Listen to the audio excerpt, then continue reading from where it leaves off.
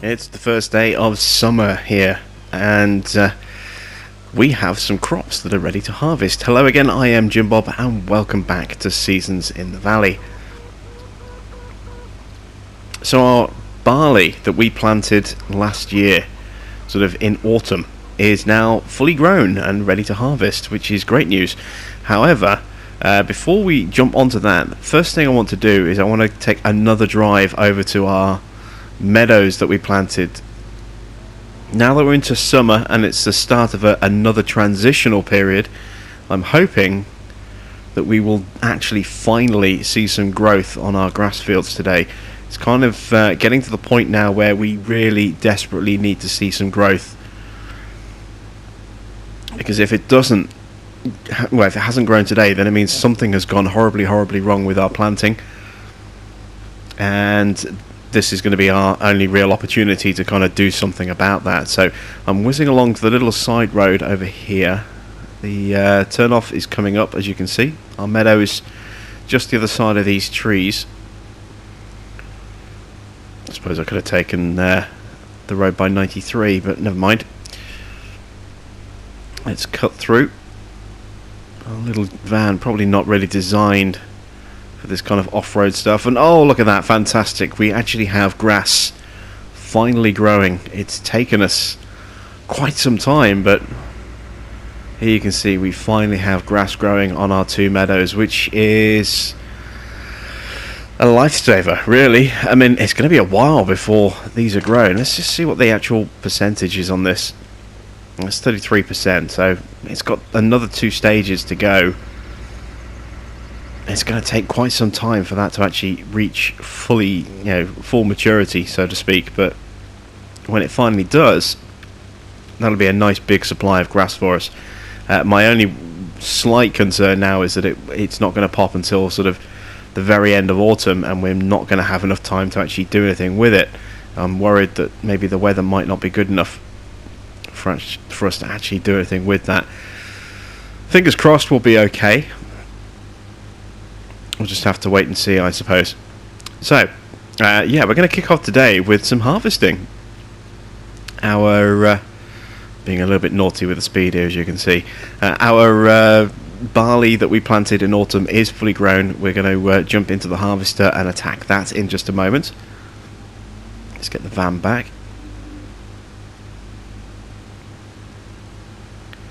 And maybe our canola will be fully grown as well. I didn't think about checking the canola. I'll do that in just a second. Let's just put this back in the shed. We're not going to need the van again today.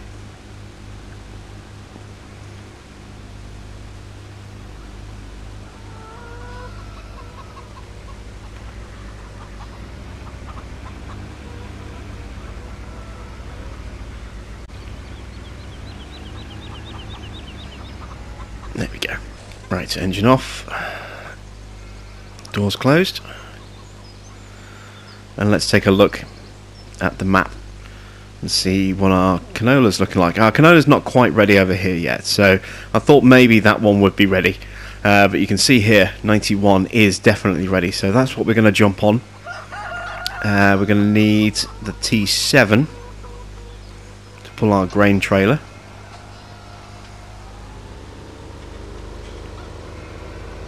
That should be just around the corner here. Yep, there it is.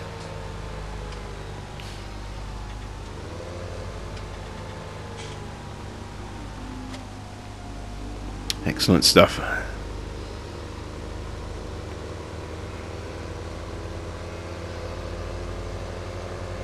And you can see that the canola... Oh, that's not canola, is it? That's a different field. We don't own that field, do we? That's field 60. Here's our canola that we planted on 92. That is, I think, ready for an application of fertilizer, possibly. I don't know, it's pretty dark, that soil. I don't know if that's actually ready for another stage of fertilizer or not. Oh no, wait, we don't need to fertilize that, do we? I keep forgetting. We're at stage 3 already with pretty much all of our crops now. Let's make sure we don't block the entrance. And you can see our little sort of grass field here, 62, this is fully grown, so we can actually do some grass work straight away, which is good. We'll get 2 cuts off that field, and hopefully 83 will be fully grown as well, so we'll be able to get 2 cuts off that. Ooh, let's check the animal water levels. They're okay at the moment, but we will have to top these guys up later. And of course we can get some grass for our cows today as well. What's their health at? Still at 80%, so the lack of grass hasn't hurt them, or at least it hasn't hurt them yet. That's good to see. So once we've got this harvest done, we'll take care of our animals, we'll top up food levels, and we'll get some grass cut and put the rest into storage so that we can feed our cows with grass. Now, because we're on the farm, I don't need to really worry about the trailer too much, so I'm just going to leave this here like this. Just take the header off now, and we should be fine. We're not going to have to worry about getting in the way of traffic or anything like that. And it's not too wide a header, so we shouldn't have any issues with our sort of pathways.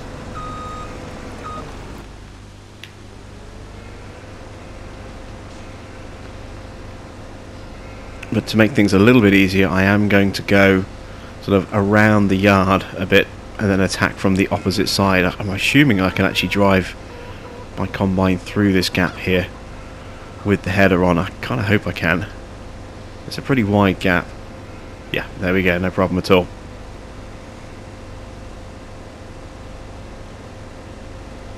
Still got that spotlight on. Not quite sure why those lights are on. The weather's fine. The sun's been up for ages. Oops, crashing into things. Even at 14 miles an hour, I'm still a terrible driver.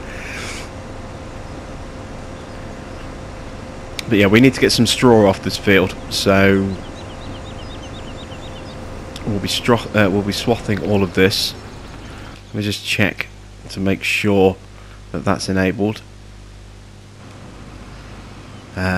It's not. I know with some harvesters you can actually see an animation change. Can't see anything on this one. So it is enabled now. We need to unfold. And somehow, I don't know how, but we've managed to get a little clump just here, look. How has that managed to... I don't know. Very strange. Right. Let's get in here. We'll do a border around the field. And then we'll start running side to side on this field, following the kind of grain of the ground.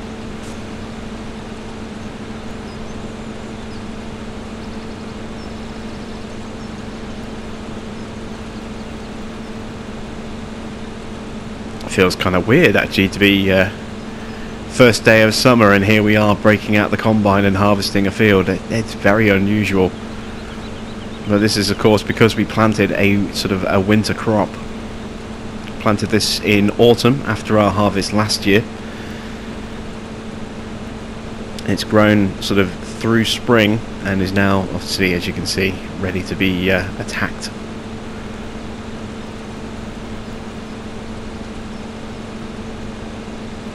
I don't know if I'm going to do this in the future, do winter crops. It's going to be too late for us to plant something else today, I think, other than maybe a cover crop. So I don't know whether or not this is, you know, something that's worth doing on a regular basis. I'm trying to think if there is something else I could do. It's too late for us to plant wheat or barley. The North Central Italy geo that we're using has changed the grow windows to just 4 days, but even on traditional seasons, you know, day 6 of spring is the final day that you can plant wheat or barley, so it's too late for those crops. We might still be in the window, I think, for corn or soybean, so I could potentially put some soybean in the ground, and then that would be kind of ready right at the very end of autumn. The weather should hopefully hold up enough, although I mean I can see the first 2 days of autumn are not looking good weather-wise. In fact, 3 of the final 4 days on our calendar are all rain, and we've got rain tomorrow as well. It's quite a wet sort of period. We've only got two more days of actual proper full sunshine. You know, today and then Friday and Saturday, and then we've got rain on Thursday, rain on Sunday, clouds on Monday, which, you know, won't really cause us any real issues unless it's rained late on Sunday night / early Monday morning, which means it might take longer for stuff to dry out. And then we've got rain on Tuesday and rain on Wednesday as we move into autumn, so our harvest schedule could become a little bit frantic. It's not going to cause us issues with our root crops. Potatoes and beets can both be harvested in the rain, so no issues there. But you know, we've got grain crops that we need to work with. We've got corn that needs to be chaffed as well, so potentially a few issues here. It'll be interesting to see, as I say, how that weather is going to completely affect our season. I'm hoping that the rest of autumn is going to end up being a little bit easier for us to work with. So let's hire a worker. Let's jump out because that's almost full. You can see the beacons flicked on there, and there's the 80% warning. Let's get in there and try and unload.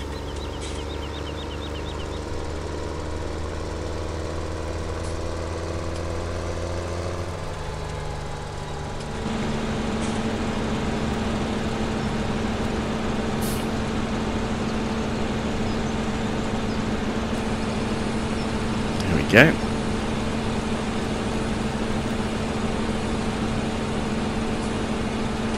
I do like these Brantner Power Push trailers. They are really nice to use.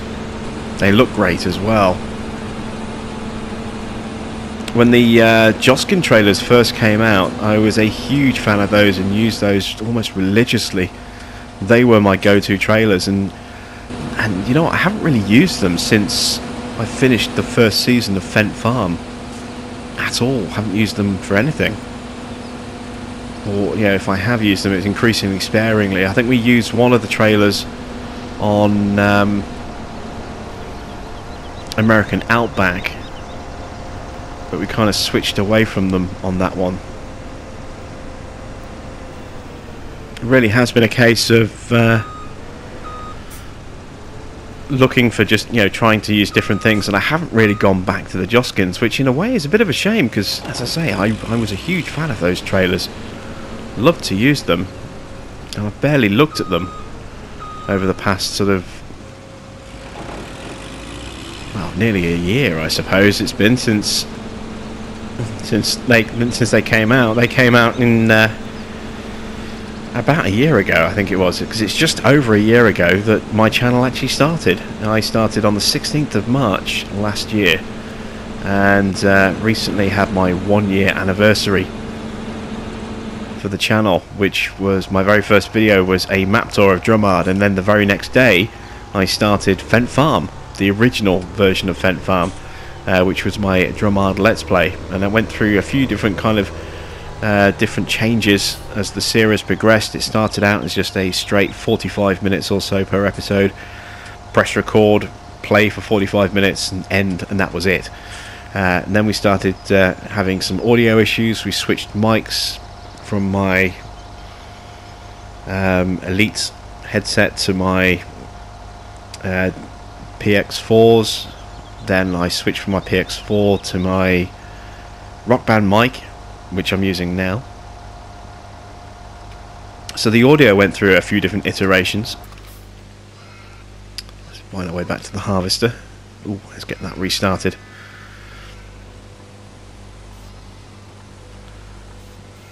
There we go. It's about the halfway point. Keep cycling through. There we go. So yeah, we went through a few different iterations of audio. And then we started doing editing as well, so we started cutting down the episodes into sections, and it enabled us to actually put more content out per episode, or put more content out per episode.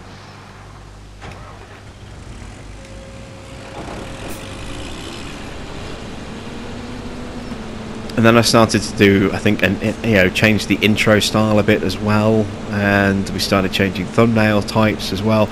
That was a real sort of evolutionary kind of experience. You know, that series evolved a lot as time went on, and it kind of started to become, you know, it started to define what became my kind of signature style. Once that season was drawing to a conclusion. And I do kind of miss Drummard Farm a little bit. You know, it was a fun little map to play on, but yeah, we've had some great maps since then, I think. You know, both on the channel and just, you know, in the game itself, we've had some truly amazing maps, especially recently. You know, Oakfield is absolutely stunning. West Coast was a very, very beautiful map. There too that immediately spring to mind, and you know, I am loving Fent Farm Season 2 on Green River. I'm loving that map, absolutely. You know, fell in love with that map as soon as I saw it. I mean, I'm kind of a sucker for those roll doors. I do love that feature.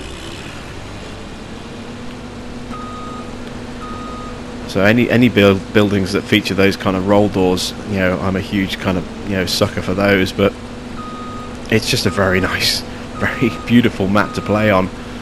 Very peaceful and serene kind of location as well.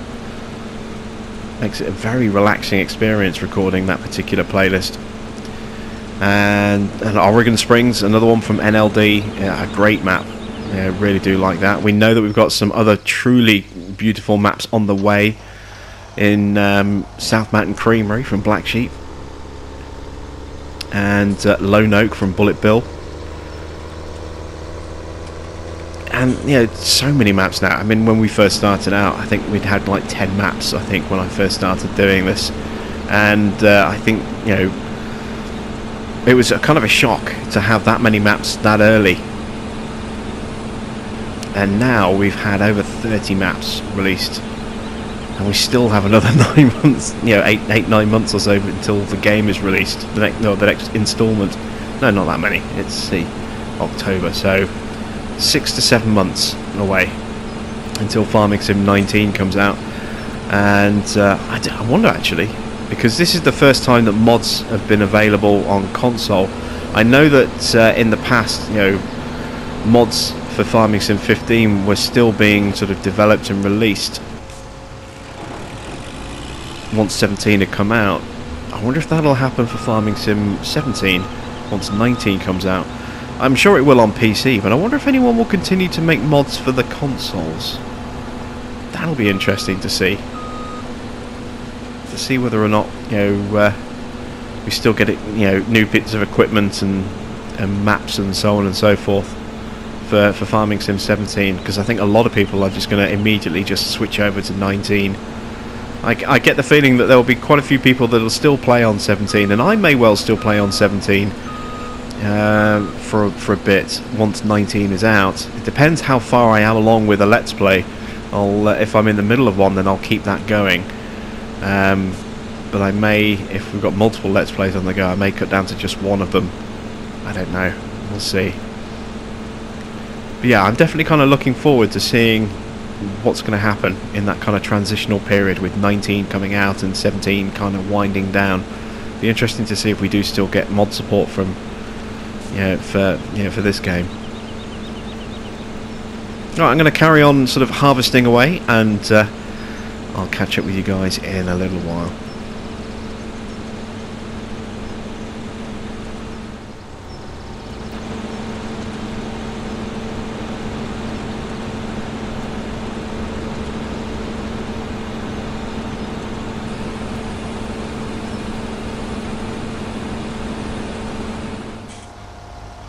So the combine kept running into the fence, and I figured, why not just turn the fence off for this harvest? We can always turn it back on again once it's done, but it's making this field so much easier. I don't know why I didn't think of this to start with. I mean, I would have had to do those weird kind of border lines around the edge of the field. We just turned it off, get the harvest done, then we'll turn it back on again once the harvest itself is finished. Although what I might well do is just leave the fence off on this particular field. As I say, I have been toying with the idea of combining all the land together, and if we stay here for a third year, which we may do, we may not do, I haven't decided yet. We'll kind of assess where we are when we get to the end of year 2 as to whether or not we're going to stay for a third year or not. I was toying with the idea of linking this field and that field all together into one great big monster field. May happen. As I say, it depends whether or not we stay here for a third year. It may well be that we up sticks and relocate to a new map. Depends whether South Mountain Creamberry is out by that point, or Lone Oak for that matter.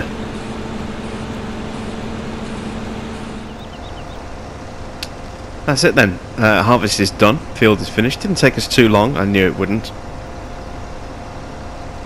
So next up we're going to be mowing that little field in front of us, field 62. We'll use that to put some grass in our trough for our cows. Actually, we need to check the price of the cows again today. They'll probably have come down a little bit. Let's see what the asking price is right now. But yeah, we'll mow that field. We'll fill up the grass trough for our cows. We'll put the rest into the silo so that we have some more in storage. I was trying to figure out why those spotlights are on, and I think it's the I think they're just on automatically because I left the lights on inside the cow shed. I think that's why those spotlights are on. Let's just double check. Just gonna hop over here. Price is still 4,300, so a little pricey. Yeah, you can see the lights are on here. If I turn that off.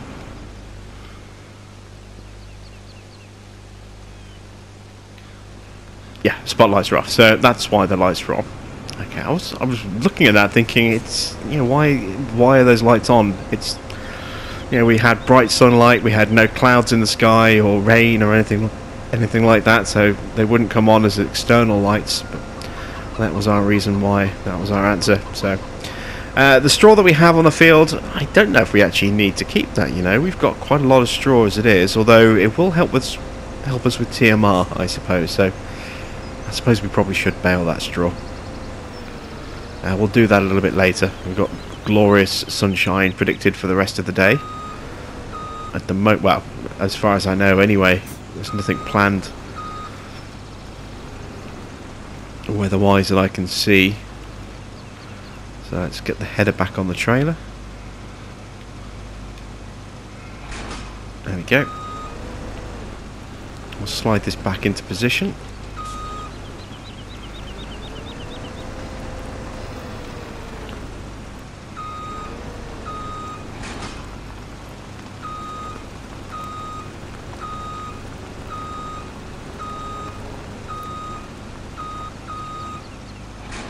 There we go.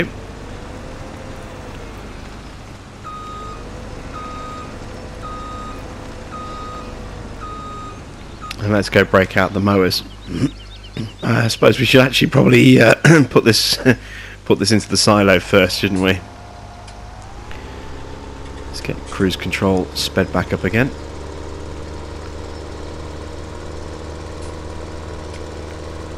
G32 is too much. I want it on 20, don't I? So I can follow the kind of speed limits on the road. This field just feels so much bigger without that fence around the edge, even though there's no real change to the size. It just feels bigger.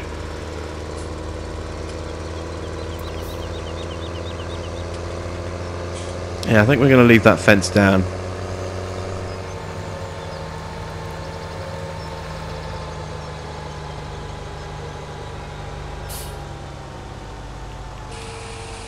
And while we're thinking about crops, we are getting close to the sell point, or the ideal sell point for soybean. So we need to get to day 3. What's the price looking like right now, I wonder? Ooh, 2,000, and it's a red price at AgriLife. That's encouraging. You can see it's dropping at Raiffeisen. It's not particularly good price either in comparison. So yeah, hopefully one of those two prices is going to be very high in a couple of days' time. But we'll check the price again tomorrow and see what it's looking like then. But the best day is looking like it's going to be day 3.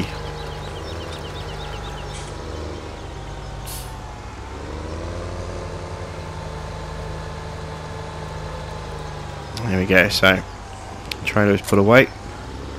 let's switch over to the mowers and start attacking that mow field.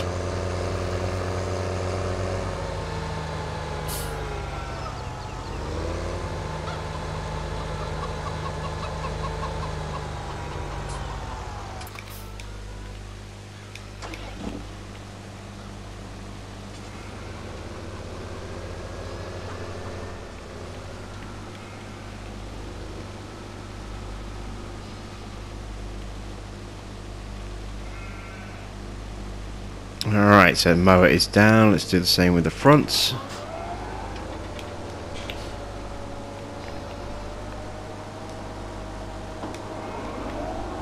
And let's do some mowing. Some food for our cows here. Because we don't have a loading wagon. Now, we could, you know, either lease one or buy one. But we can also use our snowblower, because that is actually something that is quite effective at picking up pretty much anything off the ground. It's not just snow, but if we have any crops on the ground, then it'll pick those up. If we have wood chips, it'll pick up wood chips, silage, pretty much anything, I think, will go through the snowblower. It is kind of a multi-purpose tool. So what we can do is we can kind of row up the grass with a windrower, yeah, with our merger, and then once we've done that, we can then kind of use the blower to actually gather it all up. So I'm actually going to start getting that done now. Actually, if I hire a worker on the field, there we go. He'll mow all of this area for us. We are going to go back into the T7, I suppose. We'll break out the Coom merger and we'll merge all that grass together.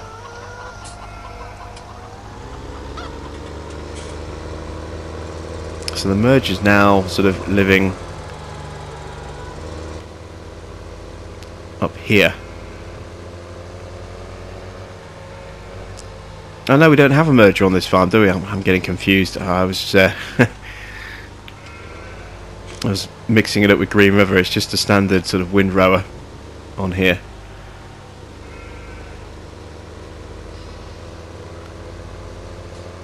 But we can use this to sort of row all of this grass up.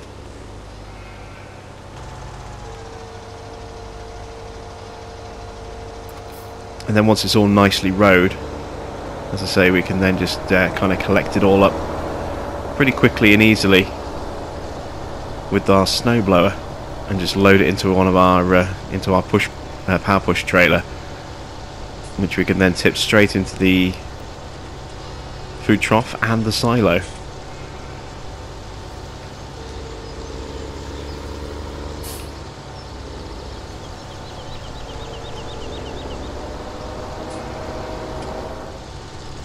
Mowing's complete. Windrowing is almost done as well.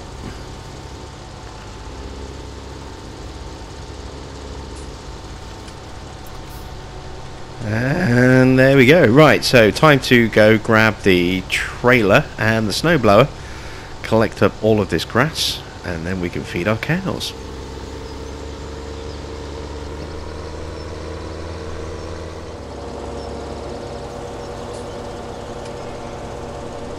Oh, that's awesome. I've never tried to do this before, but I've seen loads of people posting, you know, screenshots of this in groups ever since it came out. So I've always kind of wanted to try doing this. Just never got round to giving it a go, and now we can.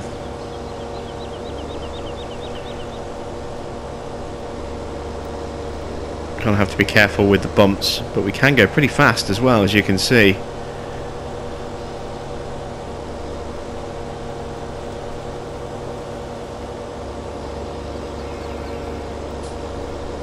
I wonder if it works in reverse. Yes, it does. So we don't even have to be going forwards to actually use this thing. That's kind of cool.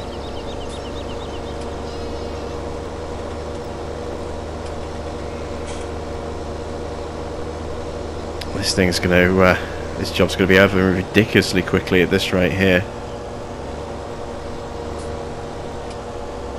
Well, I do kind of like the fact that it is almost just like a vacuum cleaner, rather than, you know, a standard kind of device. We just have to kind of roughly drive over the thing and it'll pick it up.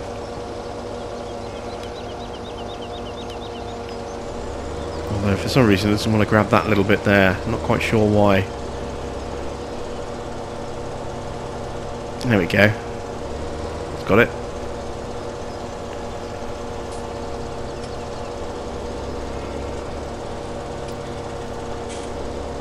Let's get these edges.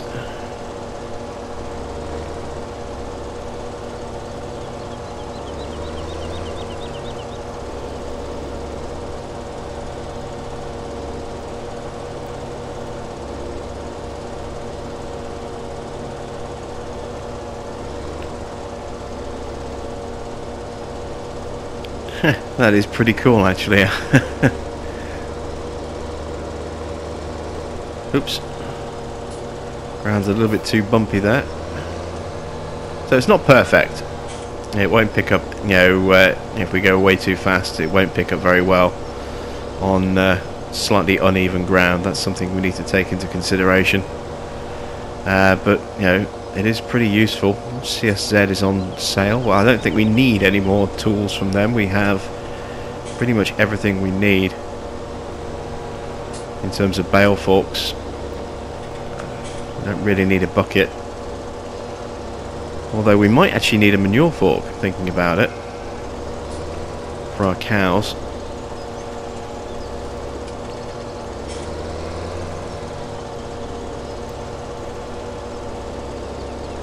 Some of these end pieces really don't want to get picked up, do they?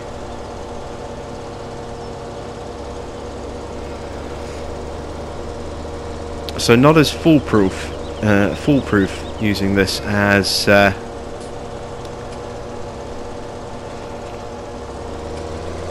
standard kind of loading wagon. All that time that we were saving has now kind of just been eaten up by trying to just get these little bits here to actually pick up. I just don't seem to want to for whatever reason.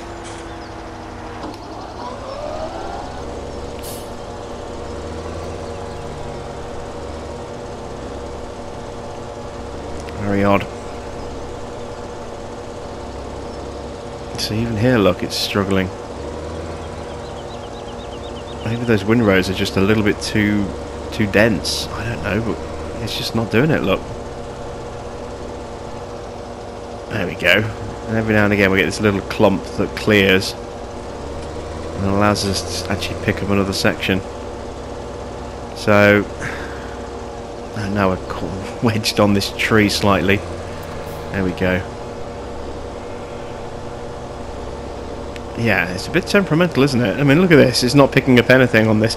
I've had so many sort of issues with these, with this Buyer Belts, you know, snowblower just not working properly, and nobody else seems to have these issues. I've never seen anyone else really, you know, complaining about it not working properly the way that I seem to consistently have issues with it.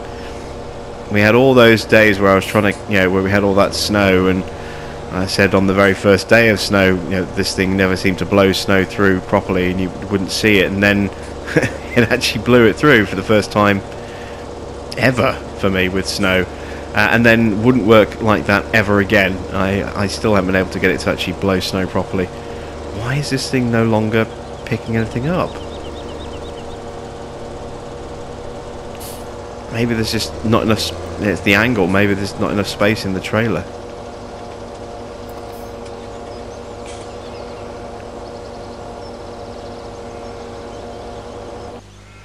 Oops. Very strange.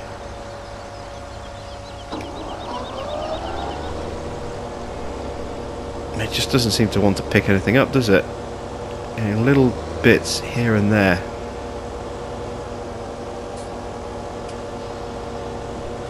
Maybe I am just going way too fast. Let's try slowing right down. No, nothing, look. It's just... I don't know what the hell's going on with this thing. But it's frustrating me now. Very frustrating. Right, let's at least go and tip what we've got into the grass trough. So, where is the grass trough? Ooh, very strange manure flicker going on there. The slurry level's so low, it's not filling up properly. I think, if memory serves me right, the grass trough is actually through here, around the back.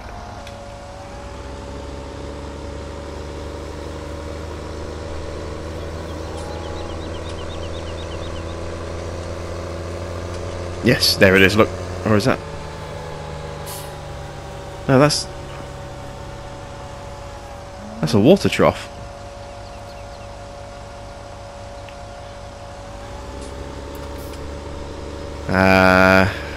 Okay, where's the grass trough?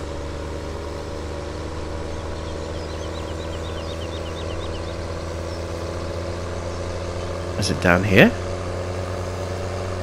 Oh, it's that, isn't it? It's one of those kind of pits over here. There's our grass trough.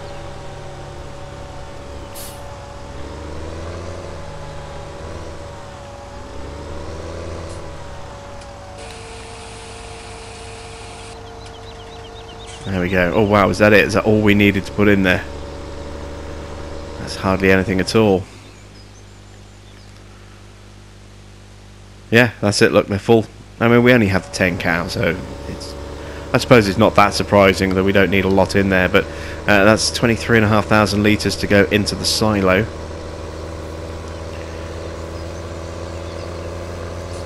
Let's get that loaded in, and then we'll try and pick up the rest of that grass. Can't understand why it worked and then stopped working. I'm just wondering if maybe the fill level got to a point where the snowblower stopped working properly as a result. I guess we'll find out in a moment.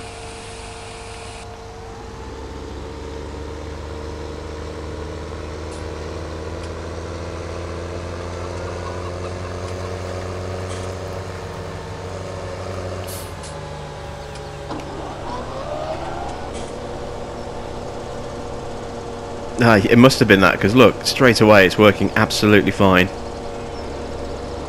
So it must have just been that. It must have been, you know, the fill level proved a bit too problematic. Look at that, we just whizzed straight through that pile there like it wasn't even there. No issues whatsoever. Alright, I'm going to get the rest of this field done, the rest of this grass collected into storage, and I'm not sure what we'll do after that. We'll see where we are.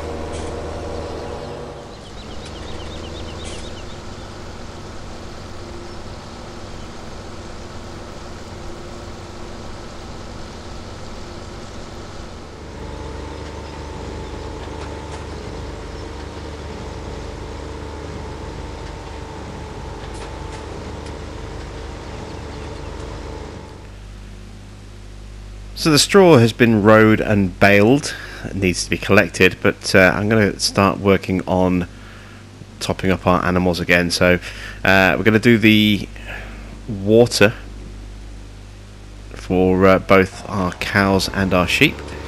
The cow gate is still open, so we'll go do those first. Then we'll do another hay bale for the sheep as well, because their food trough is running a little bit low. Whiz through around here.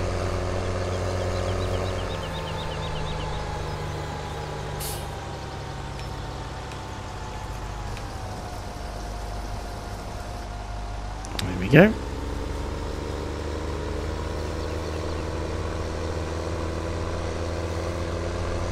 And I think I might put in those extra 2 greenhouses today as well. Let's just close the gate down. I did toy with the idea of maybe adding an extra couple of cows today as well, but if the price is still only 4,300, I think we can go lower than that, so we'll probably wait until the middle of summer. Price should be at its lowest then. We take a quick look actually at the predicted prices.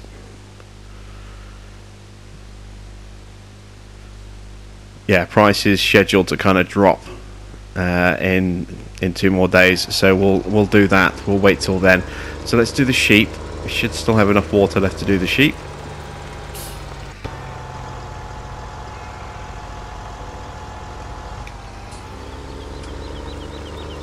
And then, as I say, we'll grab that bale and we'll collect up all the bales off the other field as well.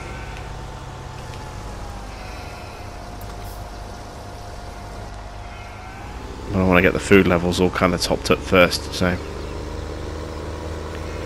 weave my way through our sheep here. Just squeeze through, and then trying to avoid crashing into sheep, I end up driving into a straw bale area. There we go. Went the wrong side of the gate.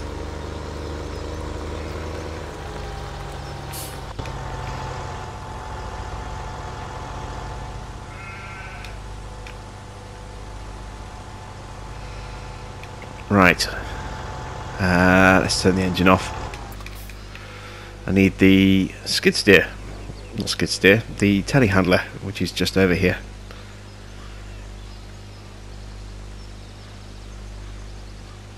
There it is.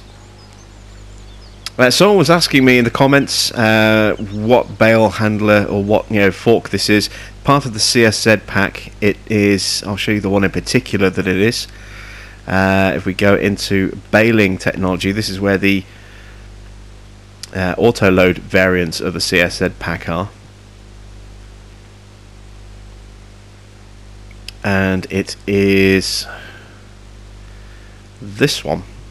Just here. This is the fork that it is.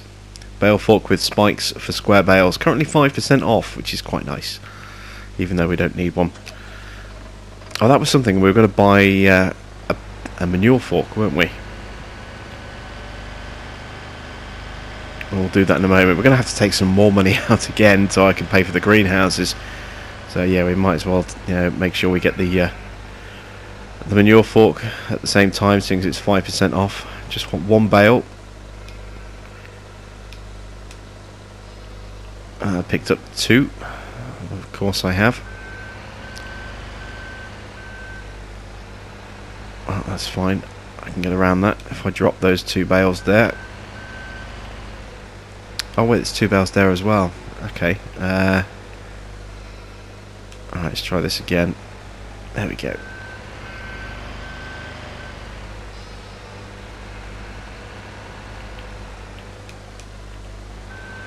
Right, what's our fill level looking like now?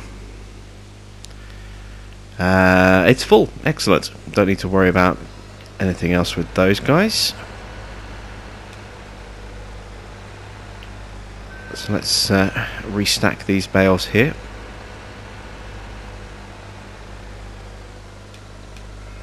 There we go.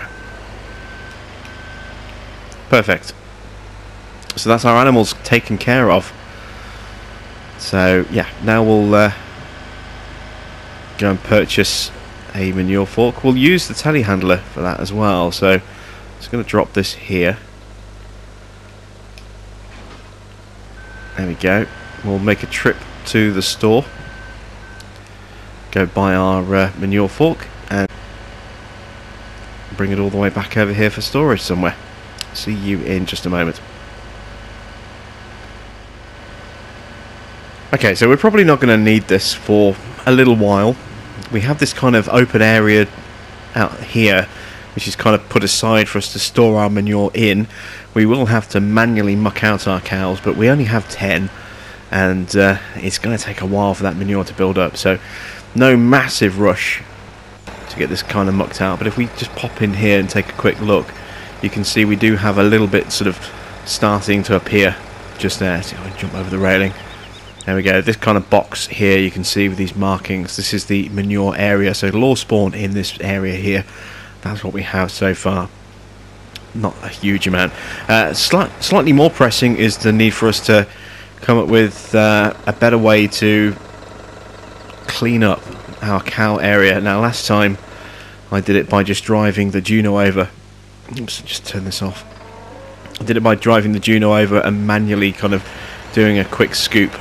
We've got this, so we could also use this. This is a multi-purpose bucket, so this should accept the grass quite easily.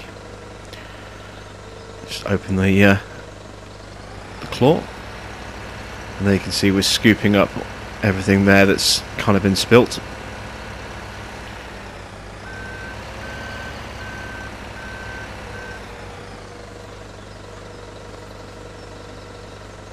There we go. So we can do that. But as we get more cows and that mess starts to get bigger and more frequent, then we will have to consider getting something a bit more heavy duty, I think. So another Lely Juno will probably be in order at that point. So I'll leave that just there, because we don't really have space for it over here. And there we go. That is kind of our cows and our sheep taken care of. We've done some baling, we've done some mowing. We do need to collect the bales off the field and then stack them up.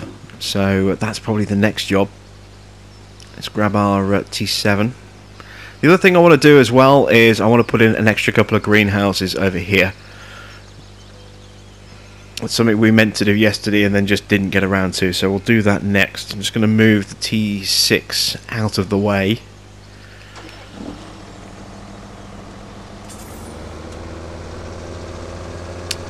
Stick this over here like that. There we go. Let's go into placeables. Where is it? There it is. So these are quite cheap, these greenhouses, when you compare them to the price of the other ones. I was wondering if I can maybe get a third one along here. Not really. See, you need quite a big gap between them because of this base. So there isn't really space for another one there. Now I could put one right up here in this corner, but I don't want to get too close to the edge of the field. In fact, it won't even let me go too close to the edge of the field, again, because of the base. So it looks like here is kind of like the first place where we can drop one. So if that's the case, I think the best thing for us is to try and get these lined up so that they kind of sit opposite. So I'm thinking somewhere about here, perhaps. Kind of bring it back a little bit more. About there. So plonk that one there. And let's try and bring this one down and level it up as well.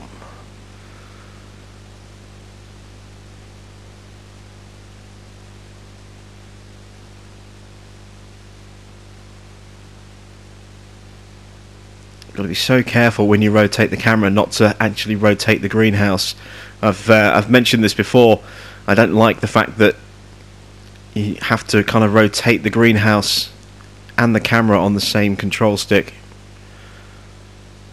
I'd much rather be able to, or have a locking function so that you can kind of lock the position and then you can rotate the camera without it affecting the other thing. You can see here we can't go back as far because of that tree behind us, so what I'm going to do is I'm going to plonk this one down here, and I'm actually going to sell the other one that we've just plonked in. We'll lose half of the value of it, but it's only 8.5 grand, so it's only going to be 4.5 that we're going to lose, because I want them to at least sit flush with each other.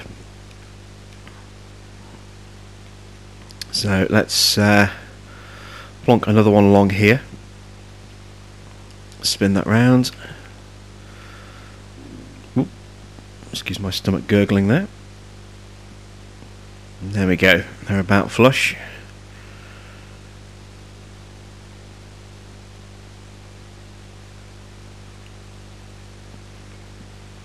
There we go.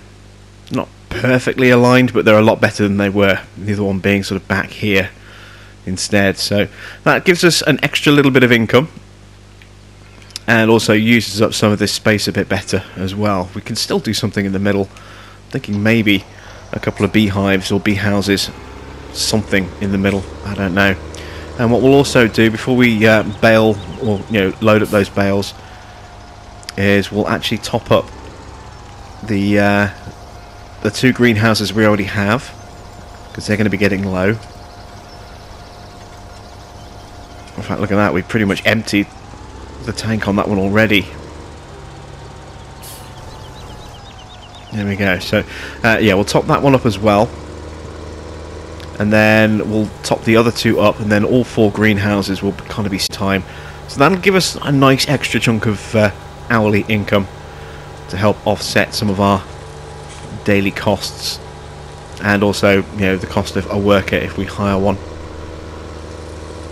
We're going to shortcut through the forest again.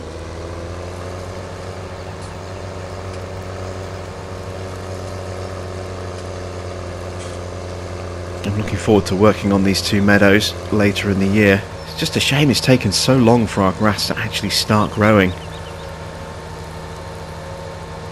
It is kind of has left us in a bit of an awkward position. That's something else we can do actually, is we can we can weed those 2 fields. Just going to cut through the trees rather than follow the path all the way around. There we go. Yeah, we can run the weeder over those 2 meadows. Get them up to stage 2 fertilisation. They'll have had stage 1 already from being planted. Really want to maximise the yield we get off those 2 fields when we do actually finally get to mow them. And there we go, that is the greenhouses all topped up. So we have 4 greenhouses now. That'll give us a nice little bit of extra cash. Right, let's disconnect the trailer. There's not really a lot else to do today, so what I'm going to do, because we're pretty much out of time again, is I'm going to take the T6 down and weed those 2 meadows, and then after that I'm going to re-equip the log claw. Oh, got a bad bump there, it spun me out of control. Re-equip the log claw, head back down to the sawmill and continue working on some of those log stacks. That'll keep me sort of going for the next couple of hours, and then we'll take it from there. Oh, you know what I forgot to do, and I've just seen that the weather icon has just changed. I forgot to load the bales up, so I'll have to do that first. Alright, well that's me kind of taken care of for the next few hours then, is, you know, collecting the bales and then getting them all manually loaded into our cellar here, our storage area, so that they don't get caught out by that rain that has just announced itself in the weather icon box, and because that will cause them to rot and start disintegrating. So looks like I'm going to be baling and stacking for the rest of the afternoon, and then maybe doing a bit of weeding after that. So no log stacking today. That's it from me. Thanks for watching. I am Jim Bob, and when we come back with the next episode, we shall hopefully be one step closer to a little bit more harvesting, maybe our canola on field 50. That's all from me. Thanks for watching. I am Jim Bob, and I'll be back with the next episode of Seasons in the Valley very soon.